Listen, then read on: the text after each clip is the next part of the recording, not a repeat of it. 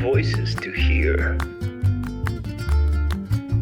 Hello and welcome to another episode of Voices to Hear. I am Terry and I'm here today with Goran Kalabov, ESC and VET coordinator at Volunteer Center Skopje. Today, we're taking a thoughtful look back at life without new communication systems. How are you, Goran? I'm great. Thank you for calling me for this interview, Terry. Happy to be here. Thank you. Do you recall any local food or brands that were once part of life but are now gone? I remember this kind of products. I would say in that time here on Balkans, we had a lot of musical industry that produced vinyl records. So now that is gone, I think. Then in that period, we used to listen music recorded on tape. It was magnetic one. Also, that brings me back in that period is when I traveled with my parents countrywide, Macedonian yellow fields with sunflowers, then the tobacco. Nowadays, it's very rare to see that. So I'm kind of missing that landscape of my country. Interesting to hear that. How did you spend your time during this time? And what were your hobbies?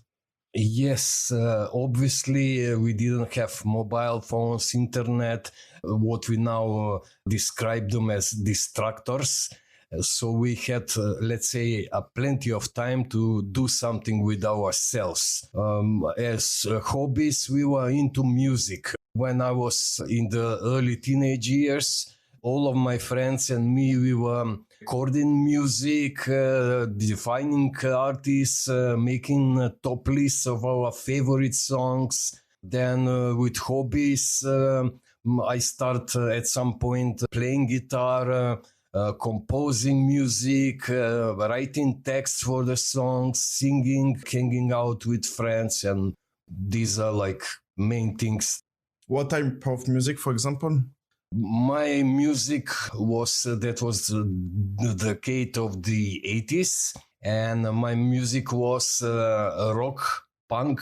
Then in the post-punk period, there was plenty of different styles of music, like new wave, new romantic, synchro, pop and rock, different. Thank you. And at this time, what was the relationship like between friends, neighbors, and families? It was interesting in that time. We kind of had more time for ourselves to spend with friends and family. So I remember as a child, I had a big family and we were doing some picnics for the weekends, going somewhere together. Also with my friends, I was hanging out almost every day. We were playing music on some bench, singing. We were discussing different ideas and about the girls, of course. I'm happy to hear that because in the Caribbean, a picnic is a big part of our culture. We bring a lot of food, playing music. So it also reminds me part of my childhood. Good to hear. And during this time, how was a classic school day without the internet? Because me, I also grew up without internet and with internet because I was born during the 90s. So maybe when I was 9 years old, 10 years old, internet started to become popular. Even at home, we have internet, but it's not like nowadays. For example, to go to YouTube and see a video, for a video of 3 minutes, we should wait 20 minutes to have enough data to see the video. Yeah, so I also remember these days. Definitely, there was a lot of paperwork and learning. I was going in biotechnology school, and we were pretty much into natural sciences, biology disciplines, but also physics, mathematics. And we were all good students. We were trying to keep up to date with the modern science. What about the dreams or ambitions of young people? Are they different today, in your opinion? I think that the ambitions of the young people more or less are similar. People usually wanted to be happy, to be well prepared and educated, to get a good job and to be somebody. So, for example, at this time, what was the most popular job people wants to do? Well, it was always popular in this country and in the family that their son or daughter be doctors. Let's say it was the most wanted job. I remember that my family was also pushing me like that, but I didn't want to do that. I finished biochemistry that I'm completely satisfied with that. It's also similar into the Caribbean, even right now. If you're going to university to be engineer, doctor, even nurse, your family will be happy. I think more or less in whatever period you live, in what decade, the parents always try to put their ambitions on the children. But I was kind of a stubborn guy and I wanted to do it my way, as I do it today also. As you should. Now, let's talk more about lifestyle, young mindset, how people was living. At this time, what about fashion during the 80s or 90s? Yeah, it was very important because I think the 80s was the most creative and artistic decade of the past 20th century. So people did care about their appearance. In my company society, with my friends, we used to say that 1 gram of image, it's worth more than kilo of good features and characteristics. So we did care about our appearance. The 80s, it was decade of expression through fashion and through art, especially through music. The great writer Paulo Coelho once said that every single one of us is unique shot of the nature in different direction. And this is what we were doing. We were unique, we were different.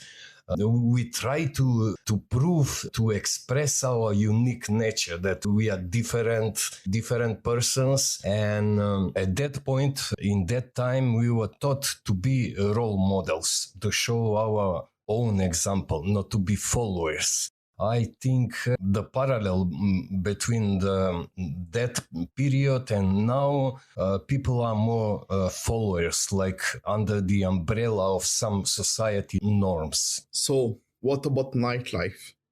Where did you used to go to parties? Do you have any favorite bands from this period? Yeah, about nightlife, it was different back then because we were going out like 8 o'clock in the evening and until midnight. Later, the nightclubs and nightlife start to develop. Also, I want to share that at that time, we were staying overnight to some friends, and I just call my friends and tell them that I'm gonna stay overnight to my friend. And we were big company also with discussing music, playing music, and stay until the morning. Thank you. And my last question will be about dating. How was dating at this time? Because as I said, I grew up with internet and without internet. So when I was a child, even not only about dating, but if I want to meet a friend, I should knock at the door. Hello, my friend can come outside because I want to play with him. When I was a teenager, it was different because we already have a smartphone. So we can already send message. Mm-hmm. Yeah, I would be happy to share with you. It was kind of rocket science at that point. If I wanted to date a girl, I would normally talk with her and ask for her number so I can arrange a date to call her back. But the tricky thing was that at that point we had only static cable phones, and those lines of the phone, they were twin line. It means that the same line I was using it and some of my neighbors. So I had to wait for the neighbor to finish the conversation so I have a free line to call the number. And this static phone usually was in the middle of the house where everybody can reach it and hear what you're speaking. So imagine me calling some girl to ask her for a date, to agree the time, the day, and suddenly her father is answering the phone.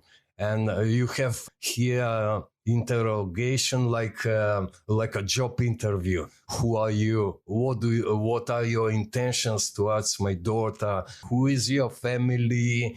And you have to be tricky, very polite, and to have a concept to pass this filter of father, mother, somebody, and then they give you the girl to speak with. Also because the phone was in the middle of the house, you were not supposed to speak something very personal. You just agree time and date, and that was it. That's crazy because it's also remind me my childhood. I grew up with the same mindset, with the same behavior. So that's crazy how we can be linked and also different at the same time. So maybe that means we are not that much different. And that's why maybe we are friends. Yeah, I suppose it works that way. I don't want to sound like a nostalgic person. It is the story of my childhood, but I'm really happy with this period that I'm living.